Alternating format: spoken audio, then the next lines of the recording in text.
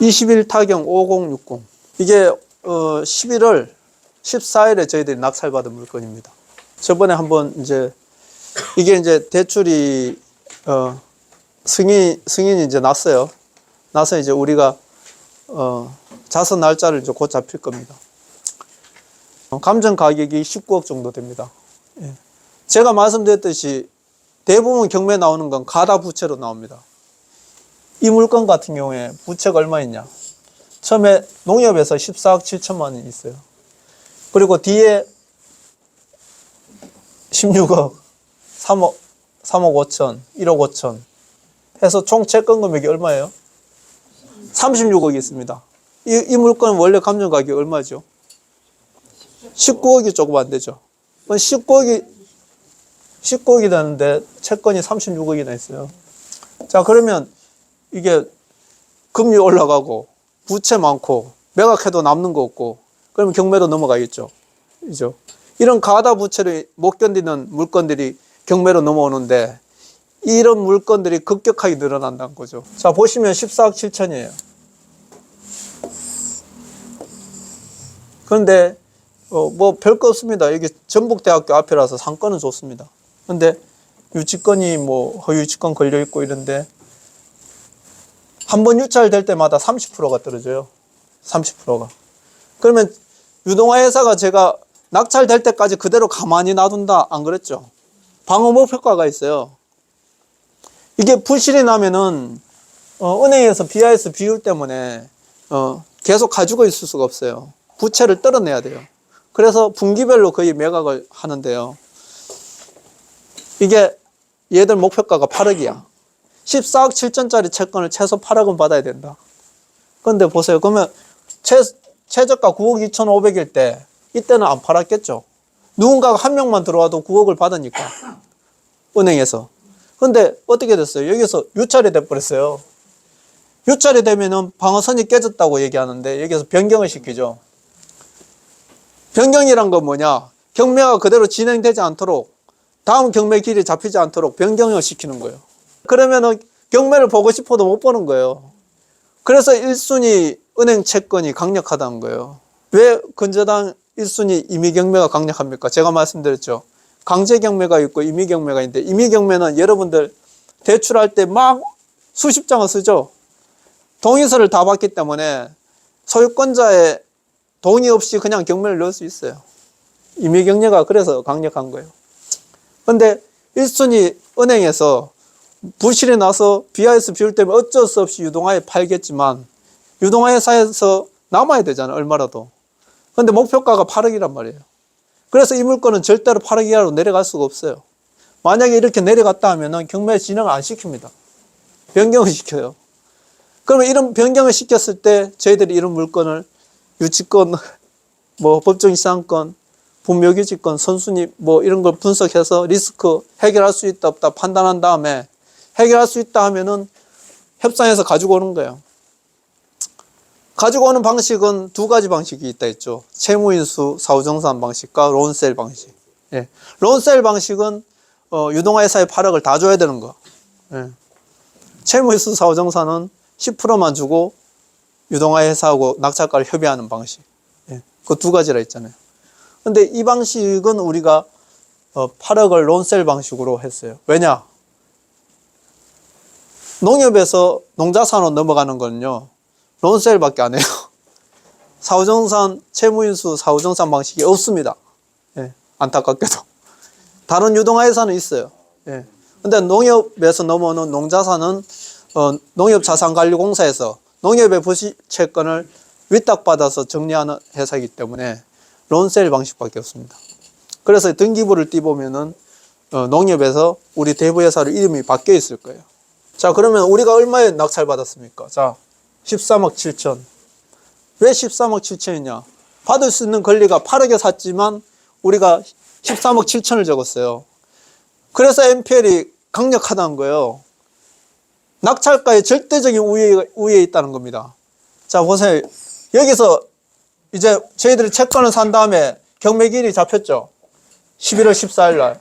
경매기일이 잡히면 사람들이 옵니다. 이때도 3명 왔죠. 왔는데 왜 우리를 이길 수 없냐? 이 사람들은 최저가에서 그 다음 유찰 가격 이 사이를 적어요. 그러면 9억 언저리까지 적는단 말이에요. 예, 많이 적으면 10억을 적겠죠. 그런데 우리는 1순위 채권을 활용해서 어차피 돌려받을 권리니까 13억 7천을 적은 거예요. 그러니까 우리 이길 수 없죠. 나머지 사람들 아무리 들어와도 다 들러리예요. 이거 상권 분석해서 내가 임대를 놓겠다, 대출 알아보고 자기 나름대로 왔다 갔다 하고 은행 알아보고 해도 다 들러리예요. 다 우리 회사 들러리가 된다고요. 그래서 낙찰의 절대적인 우위에 있다는 겁니다. 자, 보세요. 감정가가 한 19억 정도 됩니다. 근데 1순위가 14.7억입니다. 1순위만 있으면 부실이 안 나요. 감정가가 19억인데 14억 7천 있으면요, 부실이 안 난다고요. 근데 이게 총 부채가 얼마예요? 36억이에요. 앞으로 이런 가다부채로 인해서 못 견디는 물건들이 막 쏟아질 거예요. 공장, 상가, 주택, 토지 예외 없습니다. 제가 말씀드렸죠. 재산세 1,000만 원 안 내면 공매로 넘어가는 시대라고. 여러분들 명품 사지 마십시오. 새 거 같은 중고가 막 쏟아질 거예요, 이제. 왜냐하면 파산 안 되려면 막아야 되거든요. 카드 회사 1,000만 원 결제 안 되잖아요. 경매 날려요. 집에 가압류 붙여서 경매 날립니다. 그런 시대예요. 근데 자, 1순위가 우리가 얼마에 샀다고요? 자, 8억에 매입했죠. 네. 근데 유동화 회사하고 8억에 매입하는 거는 드러납니까? 안 드러납니까? 안 드러나요. 안 드러납니다. 실제 우리가 8억에 샀지만 안 드러난다고요. 그래서 이게 예전에는 그들만의 리그다, 짜고 치는 고스톱이라고 했어요. 근데 이게 합법적으로 이렇게 이루어지는 거예요. 자, 그럼 우리가 8억에 사고 낙찰을 얼마 받았어요? 13.7억. 13.7억. 13.7억을 적을 때는요, 저희들은 미리 은행과 협의한다 했잖아요. 어느 정도 대출이 가능한가. 예. 그래서 이거 한 10억에서 11억. 한 11억 좀 나올 것 같아요. 그럼 얼마 들어갑니까? 2.7억. 예. 자, 경매가 끝났어요. 이제 우리가 대출에 의해서 잔금을 납부했어요. 그럼 이게 누구한테 돌아와요?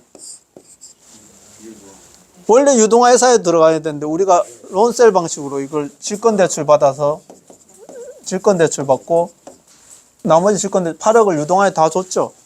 그러니까 이게 그대로 13.7억이 우리한테 돌아오는 거예요. 자, 돌아왔는데 여기 질권대출 그 5억을 빼면은 얼마 돌아와요? 자, 8.7억이 돌아와요. 그 다음에 우리 돈 들어갔는 거 5.7억. 그럼 얼마 남아요? 예. 이 물건을 우리가 가져오고 경매가 끝나면 이 총 부실된 채권 36억 법원에서 삭제해 주죠. 없어지죠. 없어지고 우리 대출 얼마 나왔습니까? 11억만 남아요. 그죠? 그리고 우리 경매 다 끝나고 우리 돈하고 다 빼고도 돈이 남죠. 예. 얼마가 남든 남습니다. 예. 그리고 안정적으로 부동산을 가져오죠. 예. 그런 다음에 이걸 정상화 시키는 거예요, 우리가. 정상화 시키는데 임대를 놓든지 우리가 프랜차이즈 직영을 하든지 그거는 우리 매각 전문팀에서 하는 겁니다. 그래서 이걸 정상화 시켜서 다시 1년 뒤에 14억 대출을 받는 거예요. 감정 올려서. 제가 구미 모텔 우리 재감정 지금 준비하고 있는데요. 그때 감정가가 20억이었어요. 이번에 내가 오늘 감정평가서를 받았습니다. 24억이 나왔습니다. 예. 저희들은 이걸 법원에서는요, 이게 부실한 물건이니까 가면 좀 허름하잖아요. 이게 보수도 안 돼 있고 이런 걸 만들어서 약간의 자금을 투입해서 정상 물건을 만들어요. 그래서 임대를 주거나 직용을 해서 수익을 만들어요. 그렇게 만들면요, 감정이 오르게 돼 있습니다. 그럼 기존의 대출 빼면은 또 3억이 남는 거예요. 여기서 이제 잘 만들어 가지고 우리가 이게 19억짜리인데 16억이 팔았다. 그럼 또 2억이 남는 거예요. 이런 식으로 만들어 가는 겁니다.